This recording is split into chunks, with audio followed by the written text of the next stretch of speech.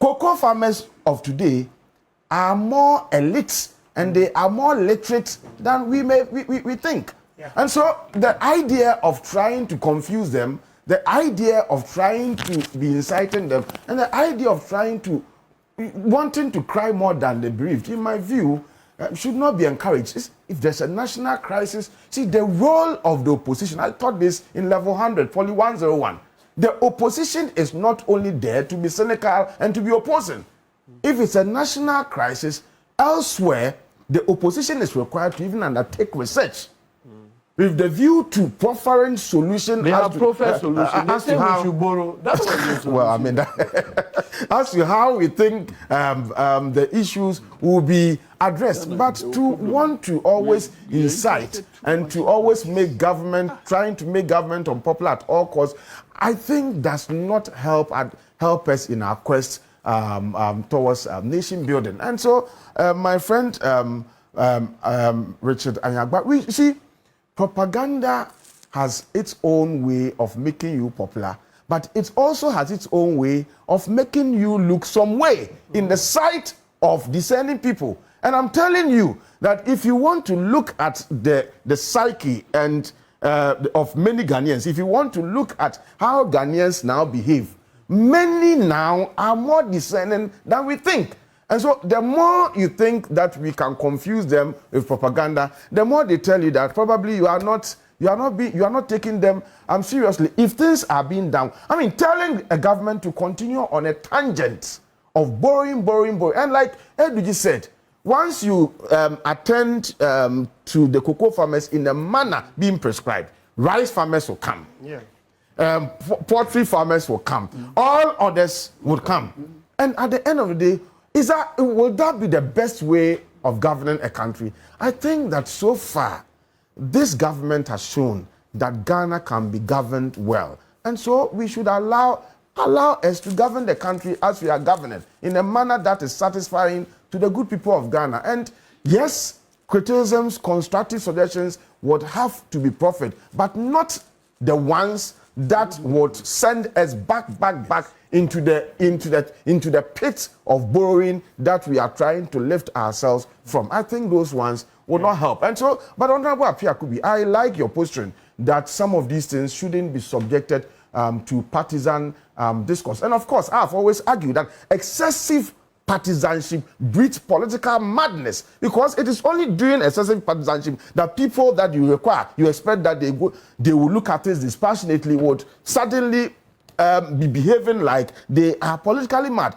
But my view is that when a certain tangent was being followed by Richard, I was expecting you to say that, Richard, don't go there. You were not saying that. Then when Edwige came in, then you said, don't give me responsibility that. No, you know, Senior has now turned into Pontius Pilate. So my point is that he's only. But you see, my point is that your colleague MPP member, your subscription of the MPP ideology is not in doubt. And my point is that when your colleagues, as a farmer. Oh, okay. No, there may be. I didn't get that. So my point is that I subscribe to your view that when there is a national crisis, okay, to the extent that it affects all of us, we must all rally behind the government of the day to help address the crisis. Yes, Professor Kwe, who taught me, was once telling me that, you see, governance, it's like a football. So when we are all playing the football on the football pitch, and then someone comes to take the ball and begin to run away with the ball, no, in the Yembobium, whatever, we will all have to stop playing and all rally together, chase the person, bring the ball back to the football pitch so that we can play.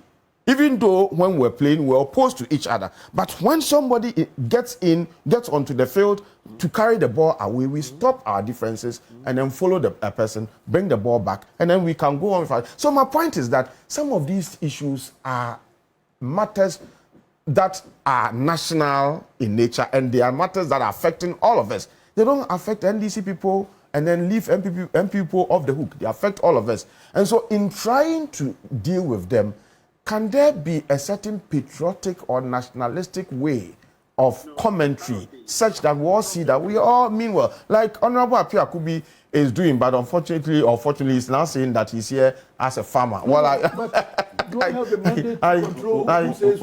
agree with you that we have to be dispassionate on some of these things. But the point is also that so when somebody is going on a tangent that makes it look like we are being parties or excessively partisan, then to the extent that you can heckle Eduji that he shouldn't go there, you should also be able to heckle that person. I mean, that's the point I want to say. That's interparty. You were doing that. Interparty collaboration. You see, because it touches on cocoa and crude oil, and then also we know the function and also the leverage that this administration has had on the rising gold prices. Yes. At least with what we've seen. At least for 2025, over 21 billion came in terms of the revenue from gold exports. And then also we've seen cocoa and then crude oil. But I want to find out this whole new direction, especially for cocoa. The 18 tons of gold were sold, and then now the buyback of it.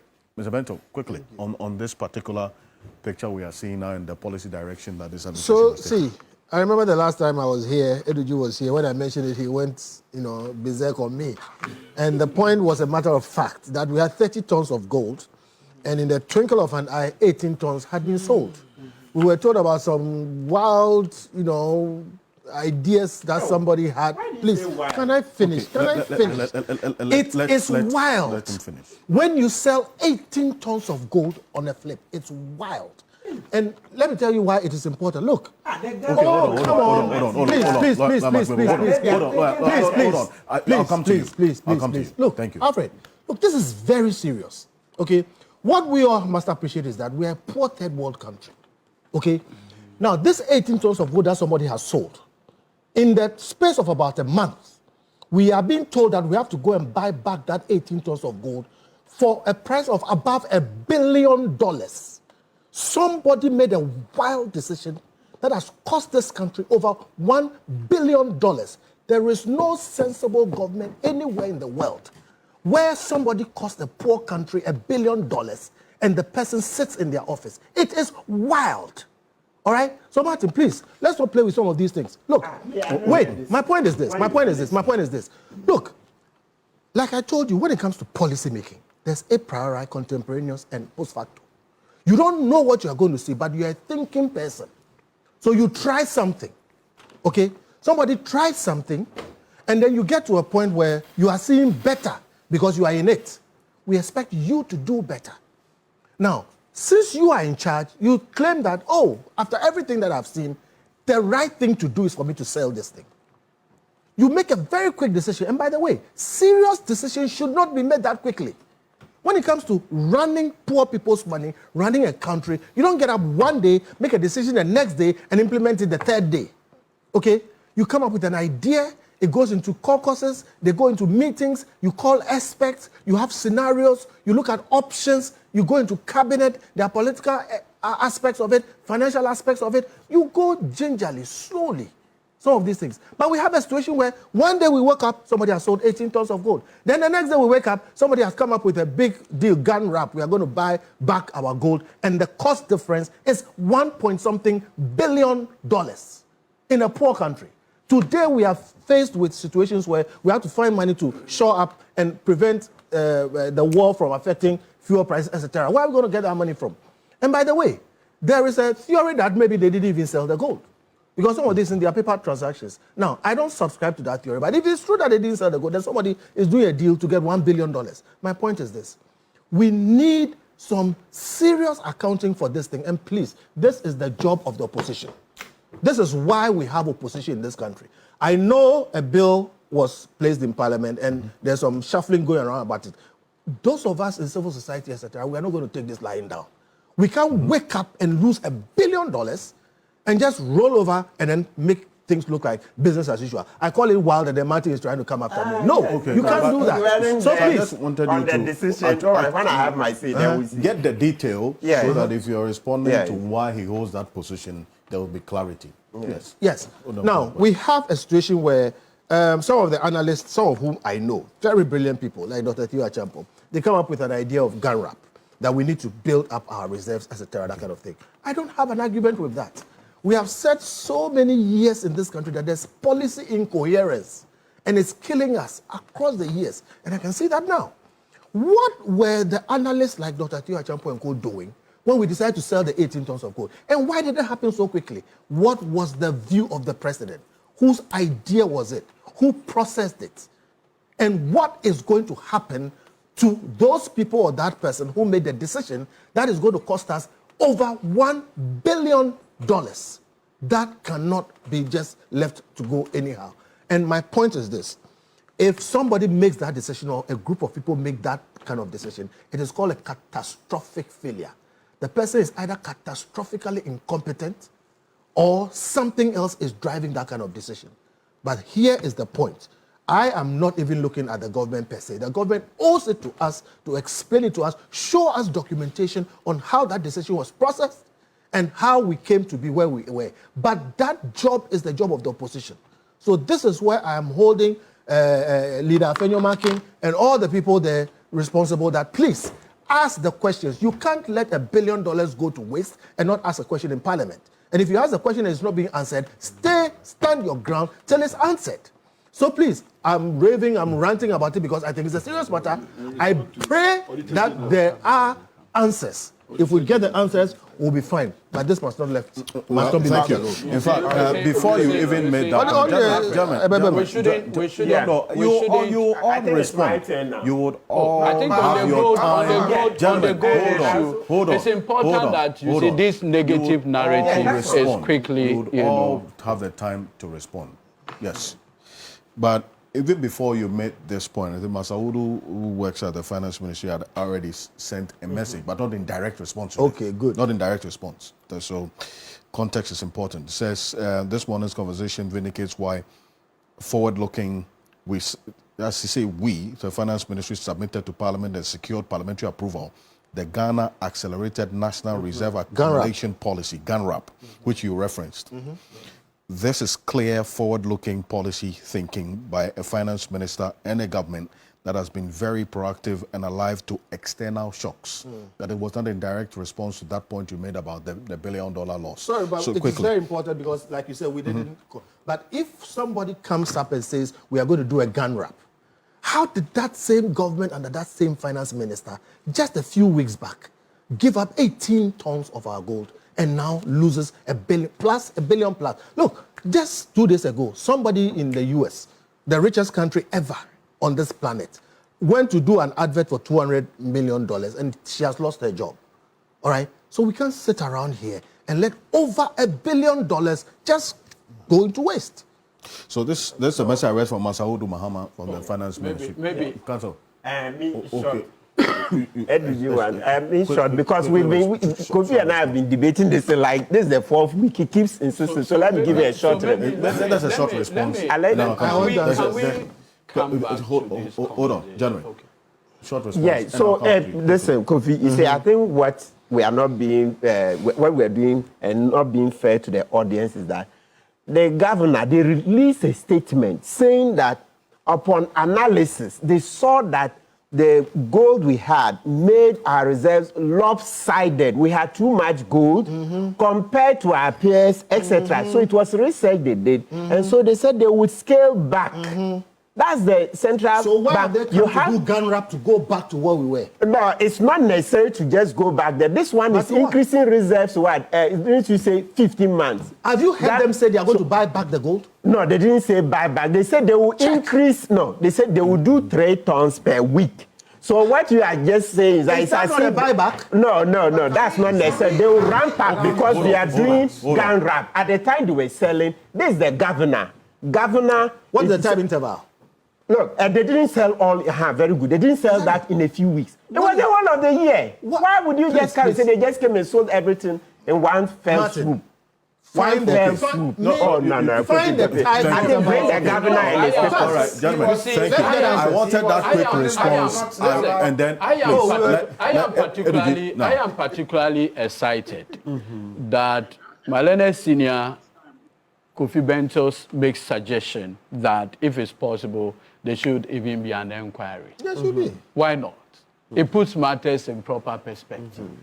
And at the end of the day, I'm sure you will get the opportunity, like somebody did on the floor of Parliament, to apologize when they need to. On this platform, I see deliberate insinuation. Yes. Deliberate insinuation of wrongdoing. Deliberate insinuation that some people sat somewhere and put a scheme together. He makes that quickly and says, no, that's not what I want to say. Yes.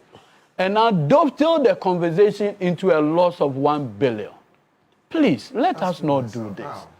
First of all, the BOG decided to go, by way of management, go to the board, go to management to seek the approval. That approval was duly given. What was the conversation? 40% of our gross international reserve was kept in gold only. If you look at our peers, in terms of central banks, the peers, the average is 20%.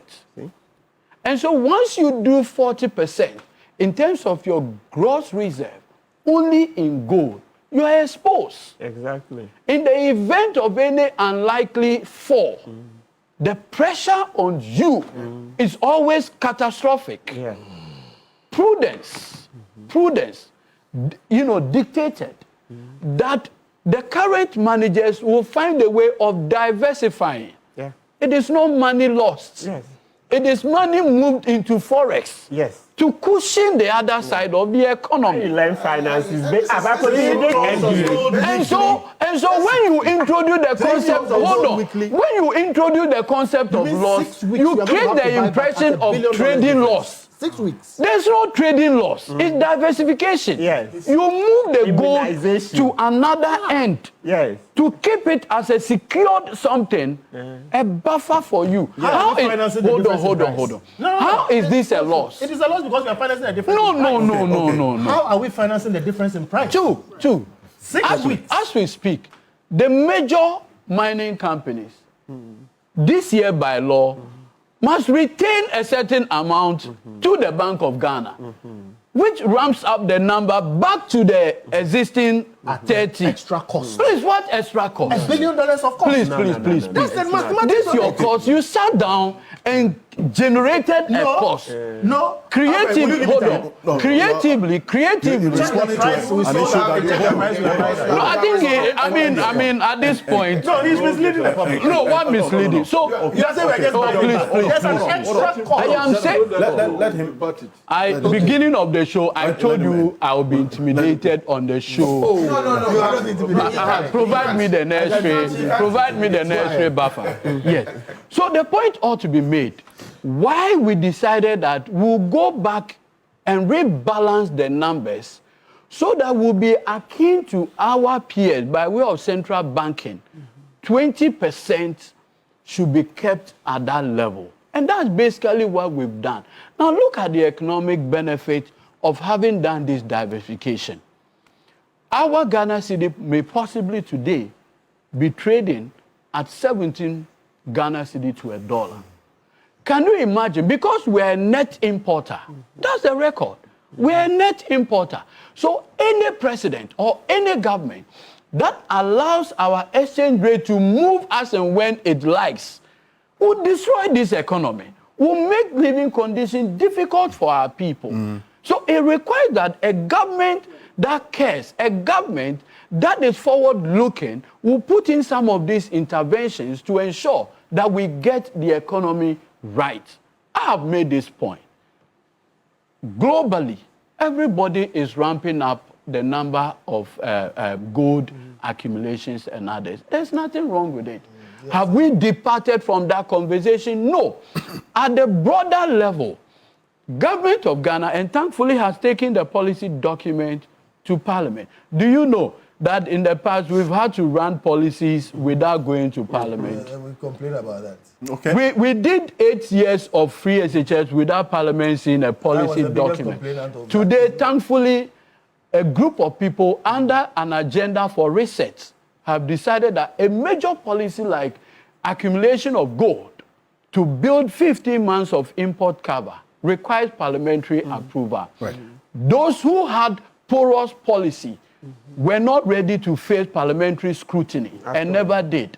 Today, there's a different leadership and different leadership response. That's what you should be applauding for. All right, thank you. But more importantly, In a minute. the gold, who was it sold, quote unquote, to?